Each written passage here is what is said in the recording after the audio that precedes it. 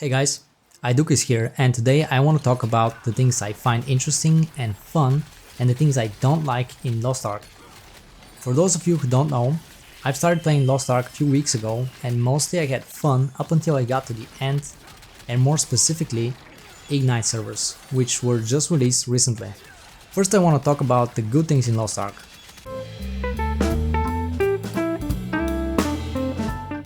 So the thing that got my attention is that the game offers some original approach in PvE, a lot of camera play and cinematic looking gameplay, and almost like there is some puzzles but not quite, so it's more casual in this regard. In comparison, if you check Dungeon Siege 2, there's a great work done with puzzles and secrets and I find it very engaging. But it's an old school game, so it's just very different and maybe people want lots of actions on screen and things like that.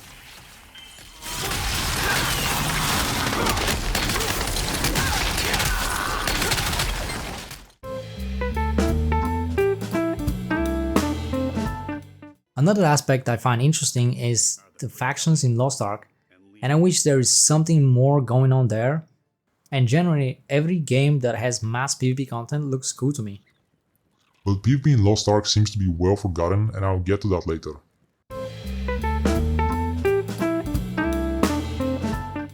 One thing that I don't know if it's good or bad is the massive text on items that list all the stats and effects. It seems a bit of an overkill because you actually need to scroll down a lot, but at least it points that the game has a lot of systems to upgrade your character, which adds a lot of content.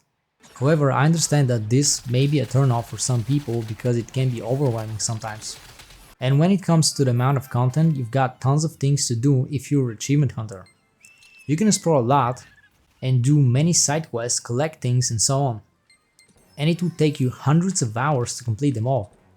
But most of the time, these events will just serve you to min-max your character for the endgame. And the problem begins in the endgame.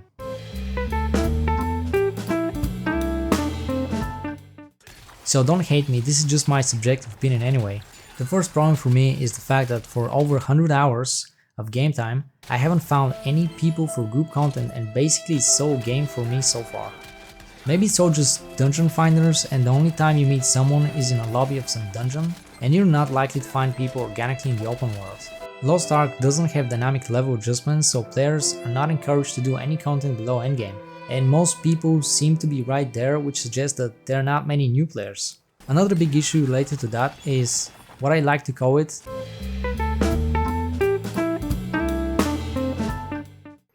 and this is a problem for many games actually.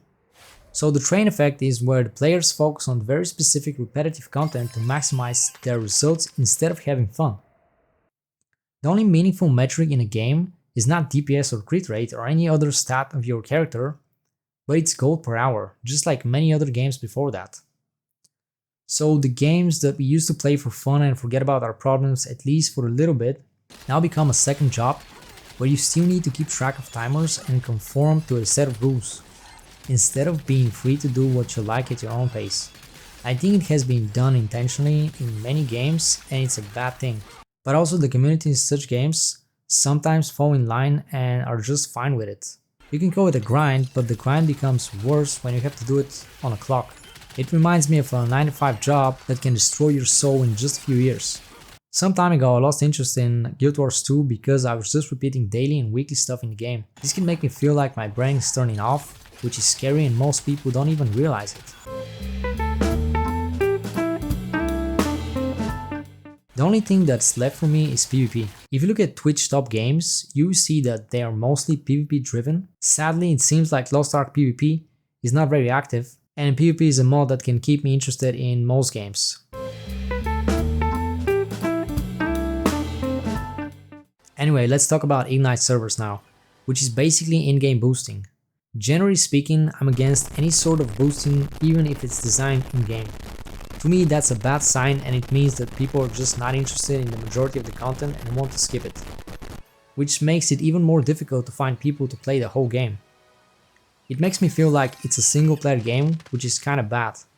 Guild Wars 2 didn't have this issue because there's dynamic level adjustment and players were doing almost any content anytime.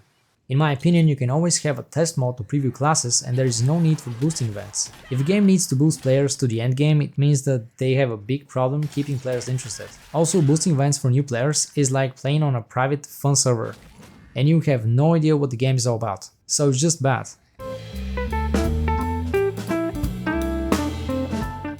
Last thing I want to talk about is the actual endgame in lostark, which comes down to Legion raids and a few more group contents.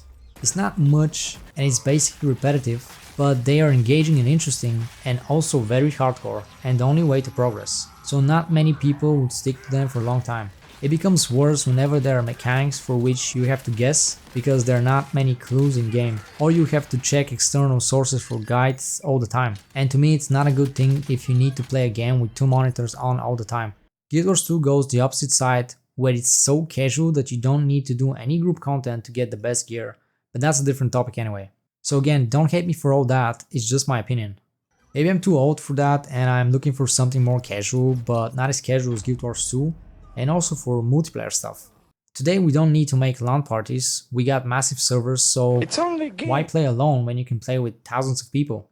Or maybe I'm just looking for more PvP. In the future I might be playing lostark from time to time, but I can't promise anything.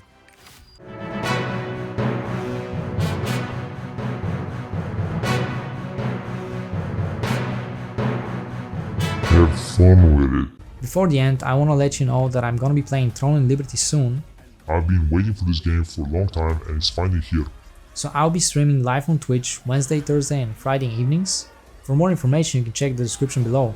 I plan to explore the game in details and have fun with it. And I'd like to find out what you think about that in the comments below. As a reminder, now is the best time to like and subscribe if you haven't done it already. As usual, thank you for watching and see you next time. I plan to explore the game in details and have fun with it.